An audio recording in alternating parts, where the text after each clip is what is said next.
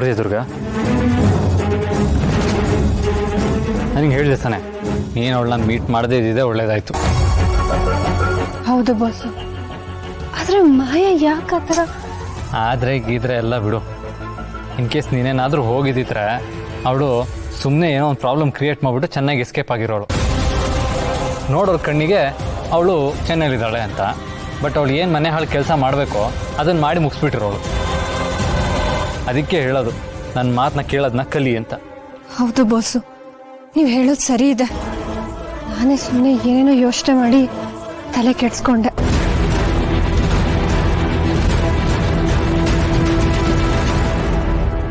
ಏನು, ಮಾಯಾ ಮತ್ತೆ ದುರ್ಗಾ ಬೆಟ್ಟದ ಮೇಲೆ ಮೀಟ್ ಆಗ್ತಾ ಇದ್ದಾರಾ? ವಾಟ್ ಇಸ್ ದಿಸ್ ಶರತ್? ಮನೇಲೆ ಮಾತಾಡಕ್ಕಾಗದೇ ಇರೋಂಥ ವಿಷಯ ಅವರಿಬ್ರ ಮಧ್ಯೆ ಏನಿರುತ್ತೆ? ನನಗೇನೋ ಇದು ಸರಿ ಅನ್ನಿಸ್ತಿಲ್ಲಪ್ಪ. ನನಗೂ ಸರಿ ಅನ್ನಿಸ್ತಾ ಇಲ್ಲಮ್ಮ. ಆ ಮಾಯಾ ಅದೇನು ಸಂಚು ಮಾಡ್ತಾ ಇದ್ದಾಳೋ, ಯಾವ ವಿಷಯ ಹೇಳಿ ದುರ್ಗಾ ತಲೆ ಕೆಡಿಸ್ತಾಳೋ ಗೊತ್ತಾಗ್ತಾ ಇಲ್ಲ. ದುರ್ಗಾ ಕೂಡ ಯಾವುದೋ ಮುಖ್ಯವಾದ ವಿಷಯ ಇದೆ ಅಂತ ಹೇಳಿ ಅವಳನ್ನ ಮೀಟ್ ಮಾಡೋದಕ್ಕೆ ಹೊರಟಿದ್ದಾಳೆ. ನನ್ನ ಬಗ್ಗೆ ತಪ್ಪು ತಿಳ್ಕೊಬೇಡಪ್ಪ ಶರತ್. ಇಂಥ ಸಮಯದಲ್ಲಿ ದುರ್ಗಾ ಮಾಯನ್ನ ಮೀಟ್ ಮಾಡೋದು ಸರಿಯಲ್ಲ. ಮಾಯಾ ದುರ್ಗನ್ ಜೊತೆ ಹೇಗೆ ಬಿಹೇವ್ ಮಾಡ್ತಾಳೆ ಅಂತ ನಿನಗೆ ಗೊತ್ತಲ್ಲ ಶರತ್. ದುರ್ಗನ್ ಬಗ್ಗೆ ಸಾಕಷ್ಟು ದ್ವೇಷ ಇಟ್ಕೊಂಡಿದ್ದಾಳೆ. ಹೌದಮ್ಮ, ಯಾವಾಗಲೂ ಅವರಿಬ್ಬರು ಮಧ್ಯೆ ಜಗಳ ನಡೀತಾನೆ ಇರುತ್ತೆ. ದುರ್ಗನ್ ತಾಳಿ ಇನ್ಸಿಡೆಂಟ್ ಅಲ್ಲಿ ಮಾಯಾ ಬಿಹೇವ್ ಮಾಡಿದ ರೀತಿ ನೋಡಿದ್ರೆ ನನ್ಗೀಗ್ಲೂ ಭಯ ಆಗತ್ತೆ ಶರತ್. ಅವಳು ಯಾವ ಎಕ್ಸ್ಟ್ರೀಮ್ಗೆ ಬೇಕಾದ್ರೂ ಹೋಗ್ತಾಳೆ. ಒಂದ್ ವೇಳೆ ದುರ್ಗನ್ ಮೇಲಿರೋ ಜಲಸ್ಗೆ ಅವಳಿಗೇನಾದ್ರೂ ತೊಂದರೆ ಮಾಡಿದ್ರೆ? ಅಲ್ದೆ ಶರತ್, ಬೆಟ್ಟ ತುದಿ ಕರೆದಿದ್ದಾಳೆ ಅಂತ ಬೇರೆ ಹೇಳ್ತಿದ್ಯಾ? ಅಂತ ಜಾಗದಲ್ಲಿ ಏನಾದ್ರೂ ಅನಾಹುತ ಆದ್ರೆ ಏನ್ ಮಾಡೋದು ಶರತ್? ನನಗೇನೋ ಇವರಿಬ್ಬರೇ ಹೀಗೆ ಹೊರಗಡೆ ಮೀಟ್ ಮಾಡೋದು ತುಂಬಾ ಡೇಂಜರ್ ಅಂತ ಅನಿಸ್ತಾ ಇದೆ ಶರತ್. ಪ್ಲೀಸ್ ನನ್ನ ಮಾತು ಕೇಳು ಮಗನೇ. ದುರ್ಗಾ ಮಾಯನ್ನ ಮೀಟ್ ಮಾಡೋದು ಬೇಡ. ಹೇಗಾದ್ರೂ ಮಾಡಿ ನೀನು ದುರ್ಗನ್ನ ಹೋಗೋದು ಬೇಡ ಅಂತ ಹೇಳಬೇಕು. ಹೌದು, ನೀವು ಹೇಳ್ತಾ ಇರೋದ್ರಲ್ಲೂ ಪಾಯಿಂಟ್ ಇದೆ. ಸುಮ್ಮನೆ ಯಾಕೆ ರಿಸ್ಕ್ ತಗೋಬೇಕು? ನಾನು ಈಗಲೇ ದುರ್ಗನ ಹತ್ರ ಹೋಗ್ಬೇಡ ಅಂತ ಹೇಳ್ತೀನಿ. ನಾನು ನಿನಗೆ ಒಪ್ಸಿದ ಕೆಲಸನ ನಾನು ಅಂದ್ಕೊಂಡಿದ್ದಕ್ಕಿಂತ ಬೇಗ ಮಾಡಿ ಮುಗಿಸಿದ್ಯಾ. Good job. Thank you so much ಅತ್ತೆ. ನಿಜ ಹೇಳ್ಬೇಕಂದ್ರೆ ಶಾನ್ವಿನ ಒಪ್ಸೋದು, ಅವಳಿಂದ ನಂಗೆ ಬೇಕಾಗಿದ್ದನ್ನು ಮಾಡಿಸೋದು ತುಂಬಾ ಈಸಿ ಟಾಸ್ಕ್. ನಾನು ಹೇಳಿದ್ದನ್ನೆಲ್ಲ ಬ್ಲೈಂಡಾಗಿ ಫಾಲೋ ಮಾಡ್ತಾಳೆ ಅವಳು.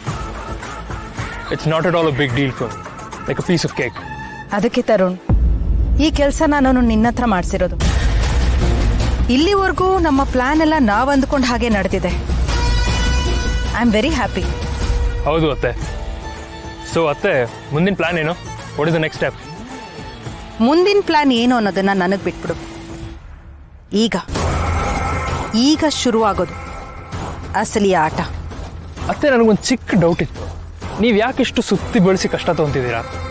ಡೈರೆಕ್ಟಾಗಿ ಮನೆಗೆ ಹೋಗ್ಬಿಟ್ಟು ನಂದು ಶಾನ್ವಿದು ಮದುವೆ ಆಗಬೇಕು ಅಂತಂದ್ರೆ ಆಯ್ತಲ್ಲ ಕೆಲಸ. ಆಗ ಶರತ್ ಕೂಡ ಈ ವಿಷಯನ ಅಪೋಸ್ ಮಾಡಲ್ಲ.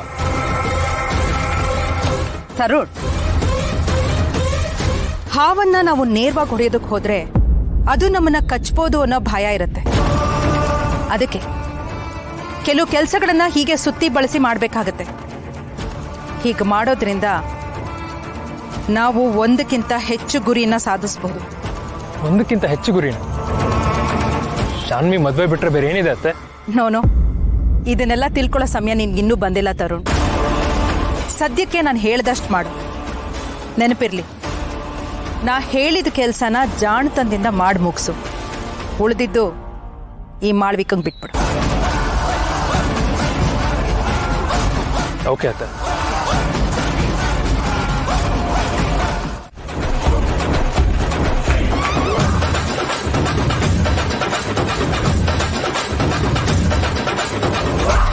ಶರತ್, ನಿಮ್ ಮುಖ ನೋಡ್ತಿದ್ರೆ ನಗು ಬರ್ತಿದೆ. ದೊಡ್ಡ ಆಫೀಸ್ ನಡೆಸೋರು ನೀವು ಇಲ್ಲಿ ಮಗಳು ಸ್ಕೂಲ್ನಲ್ಲಿ ಬೆವರ್ತಿದ್ದೀರಾ. ದುರ್ಗಾ, ನಿನ್ ರಾಹು ಕೇತು ಸ್ಟೋರಿ ಸ್ಕೂಲ್ನಲ್ಲಿ ಟ್ರೆಂಡಿಂಗ್ ಆಗಿದೆ. ಇನ್ ಏನೇನ್ ನಡೆಯತ್ತೋ ನೋಡಿ ಮಿಸ್ಟರ್ ಶರತ್, ಹಿತ ತುಂಬಾನೇ ಒಳ್ಳೆ ಹುಡುಗಿ. ಆದ್ರೆ ಕೆಲವೊಮ್ಮೆ ಸೈನ್ಸ್ ಕ್ಲಾಸ್ನಲ್ಲಿ ಅರ್ಥವಿಲ್ಲದ ವಿಷಯಗಳನ್ನ ಅವಳು ಮಾತಾಡ್ತಾಳೆ. ನಿನ್ನೆ ನಾನು ಸೂರ್ಯಗ್ರಹಣ ಹೇಗಾಗತ್ತೆ ಅಂತ ಕೇಳಿದ್ರೆ ರಾಹುಗೆ ಹಶ್ವಾದಾಗ ಅವನು ಸೂರ್ಯನ ನುಂಗ್ಬಿಡ್ತಾನೆ, ಅದಕ್ಕೆ ಗ್ರಹಣ ಆಗತ್ತೆ ಅಂತ ಕ್ಲಾಸಲ್ಲಿ ಎಲ್ಲರೂ ಮುಂದೆ ಹೇಳ್ತಾಳೆ.